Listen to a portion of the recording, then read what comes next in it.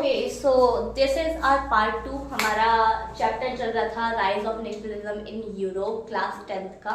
And जो नए हैं मैं उनको फिर बताना चाहती हूँ, मैं खुद 10th क्लास की हूँ एंड इस चैनल पर मैं 10th क्लास के लेक्चर्स अपलोड करती हूँ एंड यहाँ आपको बिल्कुल फ्रेंड वाली, दोस्त वाली फीलिंग आती है। यहाँ सब कुछ आपको समराइज्ड फॉर्म में मिल जाएगा। तो स्टार्ट करते हैं अपने पहले टॉपिक से, which is the French revolution and the idea of nation. Okay, so 1789 के पहले यानी फ्रेंच रेवोल्यूशन के पहले मोनार्की थी, डायनेस्टिक रूल था, यानी कि राजा है फिर उसका बेटा वो भी राजा बनेगा, फिर उनका बेटा फिर वो भी राजा बनेंगे।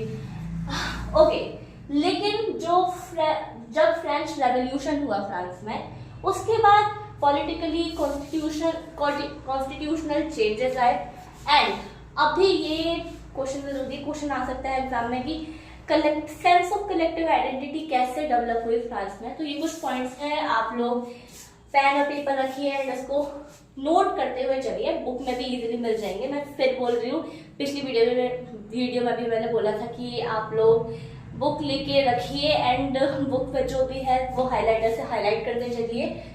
देखो, पावर जो थी ना वो मोनार्क से कॉमन पीपल की तरफ ट्रांसफर हो गई थी, और जो फ्लैग है, ट्राई कलर फ्लैग फ्रांस का न्यू वो इंट्रोड्यूस हो गया था।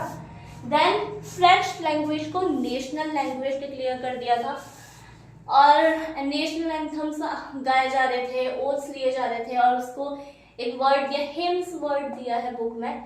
जो स्टेट जनरल थी उनको लोगों द्वारा इलेक्ट किया जा रहा था एंड हाँ, लेकिन वो बात अलग है, जो एक्टिव सिटीजन्स वाला था ना वो चल रहा था इस टाइम पे। एक्टिव सिटीजन्स हम 9th क्लास में पढ़ के आए हैं, वो प्रॉपर्टाइड मैन वाला है ना, 25 ऐसा कुछ था 9th क्लास में। जो एक्टिव सिटीजन, पैसिव सिटीजन्स वाला पूरा एक टॉपिक दिया था 9th में, वो पढ़ के आए हम।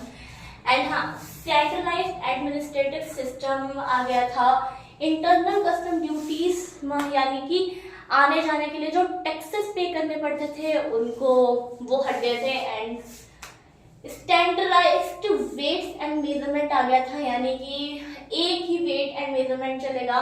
देन ये जो रेवोल्यूशन था, ये जो फ्रांस था ना वो जड़ था, यानी पूरे यूरोप में फ्रेंच रेवोल्यूशन फैल रहा था। सबके दिल में आ रहा था कि ये कर सकते हैं तो हम क्यों नहीं कर सकते, सबके।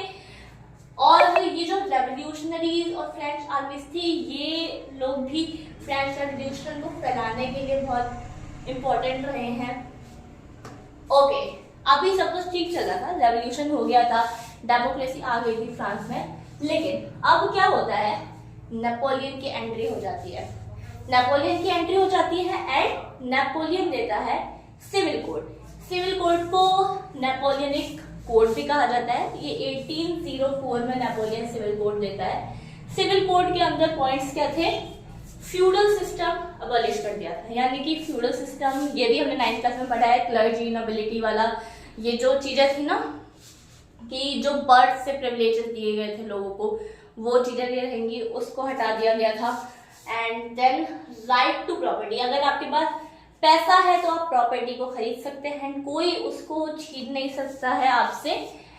और उसके बाद जो फ्यूडल, यानी कि जो फ्यूडल लॉर्ड से ऐसा होता था ना पहले, जो पीजेंट्स वगैरह होते थे उनसे काम करवाया जाता था एंड उसके उनको प्रॉफिट नहीं मिल, जो प्रॉफिट होता था वो सारे जो प्रॉपर्टाइड मैन वगैरह होते थे, फ्यूडल लॉर्ड्स होते थे, वो सारे रख लेते थे। पीजेंट्स को जरा सा भी उनको इम्पोर्टेंस नहीं दी जाती थी, तो वो वाली चीज चली गई थी। एंड ट्रांसपोर्टेशन और कम्युनिकेशन सिस्टम इंप्रूव हो गए थे।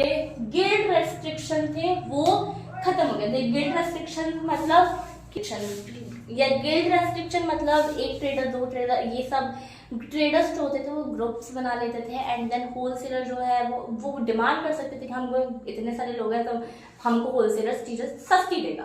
लेकिन अब ये जो वही मोनार्क वाला सिस्टम था, तो फिर ये चीजें उस टाइम पर इस पर रेस्ट्रिक्शन, गिल्ड पर रेस्ट्रिक्शन लगा रखा था, क्योंकि फिर उनको फायदा, जो मोनार्क वाले लोग हैं उनको फायदा नहीं होता। लेकिन इस टाइम पर ना, नेपोलियन के टाइम पे ये गिल्ड रेस्ट्रिक्शन को हटा दिया गया, यानी अब ग्रुप बनाना अलाउड था।